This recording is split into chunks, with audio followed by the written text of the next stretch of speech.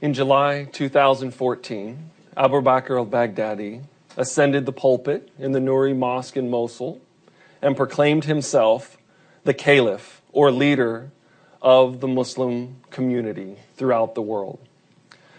The institution of the caliphate had existed since the death of Muhammad, and at one time had ruled a broad swath of land from Spain all the way to South and Southeast Asia. But over time, the caliph, who once wielded supreme political and spiritual authority, saw his authority melt away by other challengers. And by the time that the Ottoman Sultan claimed the title for himself, it was faded into nothing. And when Ataturk abolished the institution in the 1920s, the caliphate had really ceased to exist as an institution. Conservative Sunni Muslims around the world wanted to revive the institution because they saw and believed that the institution of the caliphate had to exist for them to function properly as a Muslim community. So there were a series of conferences that were held throughout the Sunni Muslim world to try and restore the caliphate, but they never succeeded. They failed due to quarreling. Violent Sunni revolutionaries also tried to reestablish the caliphate, but many of them over time saw it as a distant dream. Their enemies were simply too powerful. It was not until the Islamic State last year proclaimed the return of the caliphate, the return of God's kingdom on earth, that anyone had made a credible or plausible claim to have refounded the institution. And today, it controls a broad swath of territory in Iraq and Syria and numbers some 8 million inhabitants who live under its rule. Baghdadi has the title of commander of the believers, the historical title of the caliphs. But early in his life, he was known simply as the believer. It was a nickname that was given to him by his family and childhood friends for two reasons. One is that he was known to be deeply pious. He spent most of his free time in prayer and contemplation of Islamic scripture and tradition. But he was also known for telling off other people when they weren't being religiously observant enough by his standards. His brother recounts that Baghdadi would come home from the mosque and chastise his brothers and sisters because they didn't conform to his ideal of proper Islamic behavior. Baghdadi's passion as a child and in his teenage years was the Quran, particularly the recitation of the Quran, which is an art in the Muslim world. His father taught the recitation of the Quran to neighborhood school children, and Baghdadi picked up the craft and was known to have a beautiful voice and be an expert in the art. And it's a passion that he carried with him through his undergraduate and graduate career. He specialized in the study of the Quran and its recitation as an undergraduate, later for a master's degree, and then finally for a PhD in Quranic studies, which he received in 2007.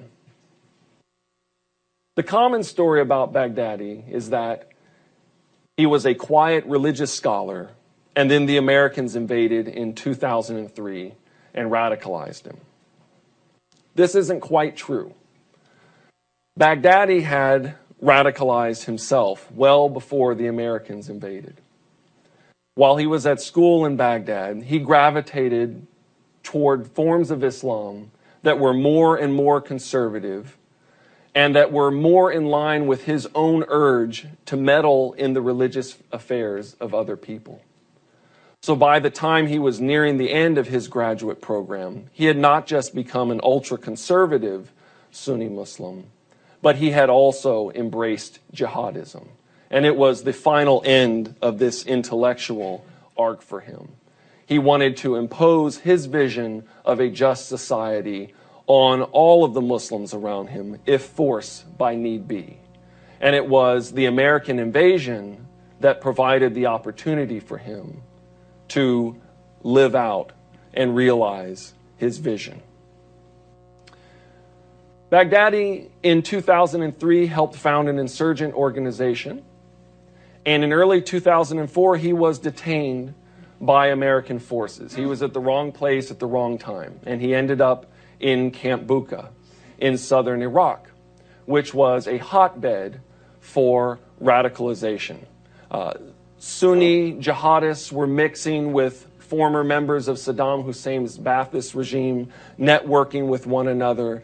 And Baghdadi emerged as an important prayer leader and imam and teacher among the prisoners, who gravitated towards him because of his superior religious knowledge. And the prison guards also noted that Baghdadi had a knack for negotiating between the various factions within the prison, moving easily between the former members of Saddam's regime and the other jihadists. And Baghdadi's skill at navigating between these factions and his religious knowledge and the respect that accrued to him because of it stood him well when he rose through the ranks of the Islamic State after its establishment in 2006. He was put in charge of the religious affairs in various provinces and ultimately rose to the position of the supreme director of the religious affairs in all of the provinces. He also successfully navigated the cutthroat politics of the Islamic State's bureaucracy. It was divided between the Arab foreign fighters and the local fighters, and the Arabs were on top. They had founded the organization. Baghdadi, as an Iraqi, had an affinity with the other Iraqis in the organization, but he was also able to reach across the divide and work with the foreign fighters as well. And by the time that his predecessor was killed in 2010, Baghdadi rose to become the commander of the organization, the emir. And it was by virtue of his political talent and also because of his religious knowledge and his claim to descend from the Prophet Muhammad, which gave him a special aura of religious legitimacy. Baghdadi today commands a military that has bested some of the most capable militias and states surrounding the Islamic State. He rules over 8 million people. He has finally been able to realize his dark hope and vision of forcing others to bend to his religious will. He is also a uniquely capable leader of an insurgent organization and a proto-state. He has religious credentials, which are usually lacking among the top echelons of the leadership of these organizations. He has the lineage from the founder of Islam that gives him this special aura of legitimacy, but he is also a very savvy politician. He rose up through the cutthroat ranks of the Islamic State and oversaw its period of successful expansion. If he dies tomorrow, he will be very difficult to replace. There are people in the organization who possess some of these traits, but not all of them in the particular combination of Baghdadi. So his death will not only be a major symbolic blow to the organization, but it will also be a real blow to its program and its bureaucracy. If Baghdadi's life is a cautionary tale, if we are to take any lesson from it, I think it is this. We have to be very wary of creating the chaos that allows men like Baghdadi to thrive and flourish. We have to be very wary of invading states and destroying the social fabric and the political fabric in order to remove a tyrant, because a worse tyrant can be waiting in the wings afterwards. Thank you very much. Bruce?